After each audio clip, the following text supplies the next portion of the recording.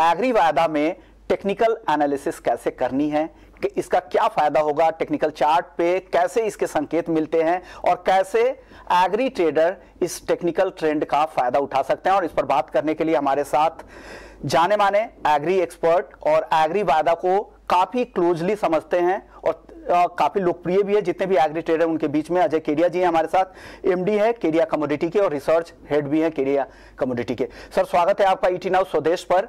Sir क्या लग रहा है, जितने भी एसेट क्लास है वहां पर टेक्निकल ट्रेड जमकर होती है और लोग काफी, उनका सक्सेस रेट भी काफी ज्यादा होता है, तो आपको क्या लगता है, क्या एग्री वायदा में भी टेक्निकल ट्रेंड काम करता है? टेक्निकल एनालिसिस के जरिए यहां भी क्या पैसे बनाए जा सकते हैं? नमस्कार सुमन जी।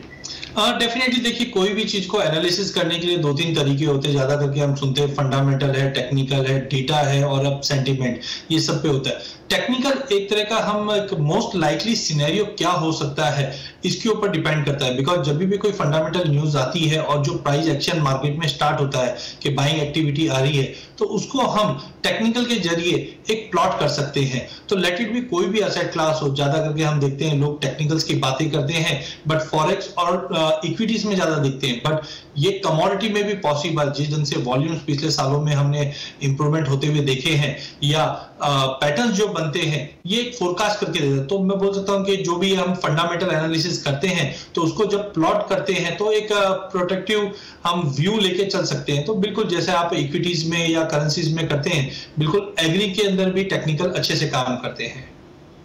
साफ है कि एग्री कमोडिटी में भी टेक्निकल ट्रेंड काम करते हैं, क्योंकि बाकी चीजें जो हिस्टोरिकल प्राइस होने चाहिए, जो पैरामीटर्स टेक्निकल एनालिसिस के लिए चाहिए, वो सारे parameters agree commodity derivative market में भी मौजूद है। तो यहां पर भी काफी सक्सेसफुल काफी ट्रेडर्स है जो बेहतर तरीके से यहां पर ट्रेड करते हैं। सिर्फ ट्रेडिंग के साथ साथ वो हेजिंग के लिए भी इसका काफी इस्तेमाल करते हैं। चलिए सर, अब अगला सवाल मेरा ये होगा कि क्या टेक्निकल इंडिकेटर्स दूसरे एसेट के मुकाबले एग्री कमोडिटी में अलग तरीके से काम करता है या सिमिलर ही काम करता है?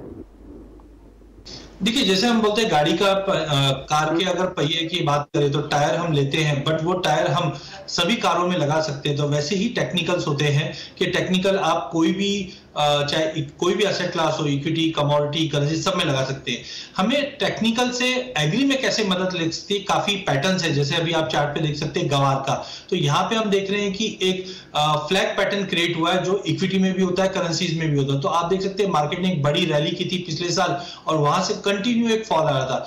अब जैसे ये ब्रेकआउट 11,650 का देगा तो एक बड़ी रैली की तरफ जा सकता है। सिमिलरली आरएसआई है, आरएसआई हमें बताता है इक्विटी के अंदर भी कि मार्केट ओवरबॉट है या ओवरसोल्ड है या मार्केट का ट्रेंड कैसे है। वैसे ही हम एग्री, एक सबसे अच्छा इंडिकेटर जो मुझे लगता है वो है चॉपी इंडिकेटर या एडीएक्स, जहां पे हमें पहले से पता चल जाता है कि मार्केट में कुछ बड़ा होने वाला है। और एग्री कमोडिटी के फंडामेंटल हम जानते हैं कि फसल आने वाली या डिले है या वेदर से कुछ इंपैक्ट हो रहा है। तो ऐसे टाइम पे जब कॉम्बिनेशन टेक्निकल और फंडामेंटल दोनों हैंड इन हैंड चलते हैं तो हमें एक आइडिया लग जाता है। जैसे बहुत बार मैं कहता भी हूं कि नवंबर में हम गवार में बड़ी तेजी देखेंगे, तो उसका कारण क्या है? उसका कारण है टाइम फिबोनाची और साथ में फंडामेंटल में हम देख रहे हैं कि अराइवल्स में कुछ कमी आ जाती है या क्रॉप में एस्टिमेट में कमी आती है। तो इसका जो इंपैक्ट पड़ने वाला है एग्री कमोडिटी पे वो बहुत ज्यादा एक्सपोनेंशियली बड़ा बनने वाला है। तो हम मोमेंटम चेक कर सकते हैं, पैटर्न्स बनते हैं, जैसे हेड एंड शोल्डर पैटर्न बन गया या मैंने अभी फ्लैग पैटर्न की बात करी, कप एंड हैंडल फॉर्मेशन जो पिछले साल कॉटन में बना था, जब हमने कॉटन में एक जबरदस्त तेजी देखी थी कि 77 सेंट से लेकर 90 सेंट के बीच में ये राउंडिंग बॉटम बना था और वहां से 150 सेंट तक का लेवल हमने कॉटन इंटरनेशनल में आते हुए देखे। जैसे ये कप एंड हैंडल आप देखिए धनिये में बना हुआ है, तो धनिये के अंदर एक बड़ी गिरावट के बाद अब मार्केट 13,000 का लेवल तोड़ने की तैयारी कर रहा है। तो ये एक प्रोजेक्शन दे देता है और साथ में हम फंडामेंटल जानते हैं कि कैरी ओवर स्टॉक कम है। हाँ, सोइंग अच्छी होगी बट ये सोइंग के बाद जो हार्वेस्टिंग होगी वो मार्च मंथ में होगी, तो जो शॉर्टेज क्रिएट होगा, पाइपलाइंस एम्प्टी है। तो इन दोनों को जब हम कंबाइन करते हैं तो हम अच्छे से प्रोजेक्ट करके चल सकते हैं कि आने वाले महीनों में कैसे एग्री बिहेव करेगा, क्योंकि फंडामेंटल और टेक्निकल दोनों एक क्लियर पाथ दिखाएगा। तो डेफिनेटली टेक्निकल्स के जो ये पैटर्न्स है ये बहुत अच्छे से काम करते हैं।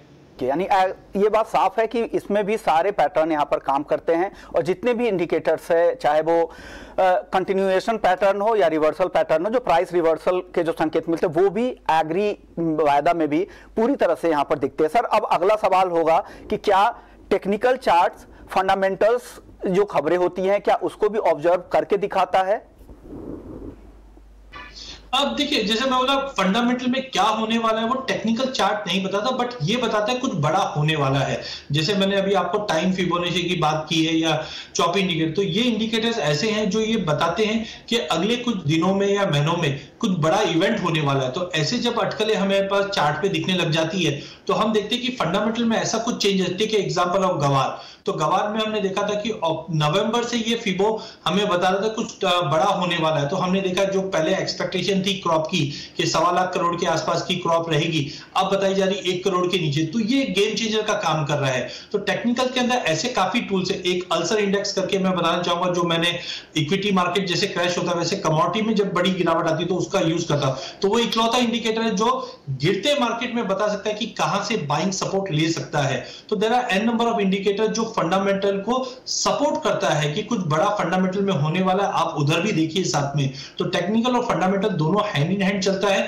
टेक्निकल आपको एक पाइवेट ग्राफ बना के दे देता है कि प्राइजेस इस फंडामेंटल न्यूज की वजह से कहां तक जा सकती है। अब कुछ इंडिकेटर्स की बात कर लेते हैं, लैगिंग और लीडिंग इंडिकेटर्स जिसे हम कहते हैं। लीडिंग इंडिकेटर्स ये होता है कि आपको समय से पहले, वक्त से पहले ही आपको प्राइस ट्रेंड के बारे में दर्शा देता है। लैगिंग जहां पे जैसे मूविंग एवरेजेस वगैरह रहते हैं जो प्राइस के साथ साथ चलना है। तो सर किसका फायदा ज्यादा मिलता है? हालांकि ट्रेंड के साथ रहे तो ज्यादा बेहतर है। तो आप क्या सलाह देंगे अगर कोई एग्री वायदा में, एग्री डेरिवेटिव मार्केट में ट्रेड कर रहा है तो किस तरह के ट्रेंड को ज्यादा फॉलो करे, किस तरह के इंडिकेटर्स को ज्यादा फॉलो करना चाहिए? देखिए, मैं बिलीव करता हूं कोई भी चीज का कॉम्बिनेशन होना चाहिए। जैसे हम एग्री में काम करते हैं या एग्री फ्यूचर्स देखते हैं तो ज्यादा करके हम फ्यूचर्स के बारे में बात करते हैं। तो मुझे लगता है leading indicator is one of the best indicator के जहां पे आपको पहले से कुछ अटकलें लगने लग जाती है मार्केट में होने वाला है। जैसे फॉर एग्जांपल अगर हम जैसे मैंने आपको चॉप इंडिकेटर बताया तो ये बता देता है पहले कुछ मार्केट में बड़ा होने वाला है, या कुछ फॉर्मेशंस जो पैटर्न्स में होते हैं वो हमें बताया। लैगिंग में एक तरह का सपोर्ट बताते हैं कि जहां पे आप जा रहे हैं वो सही पाथ है कि नहीं। जैसे मूविंग एवरेज है, अगर प्राइसेस 50, 100, 200 मूविंग एवरेज के ऊपर मेंटेन है तो हम बोल सकते हैं जो पाथ पे हम जा रहे हैं, जो व्यू लेकर हम जा रहे हैं, और प्राइसेस जब तक उस मूविंग एवरेजेस पे इंपैक्ट नहीं करता है चलता रहेगा। इचीमिको क्लाउड काफी इंपॉर्टेंट है जो हमको प्रोजेक्टेड दे देता है कि अगले 26 पीरियड में आगे क्या होने वाला है। और ज्यादा करके जब प्राइसेस इचीमिको क्लाउड के ऊपर है तो हम मान के चल सकते हैं प्राइसेस में एक बड़ी तेजी है। बॉलिंजर बैंड है, ये लैगिंग के साथ साथ हमें एक प्रोजेक्शन भी देता है कि जब भी स्क्वीज होती है बॉलिंजर बैंड में तो हम मान के चलते कुछ बड़ा इवेंट होने वाला है। तो लैगिंग और लीडिंग दोनों ही कॉम्बिनेशन करके चलेंगे। आपको लीडिंग एक ओवरव्यू आगे के बारे में बताता है और लैगिंग है वो उस व्यू को सपोर्ट करते हुए चलता है।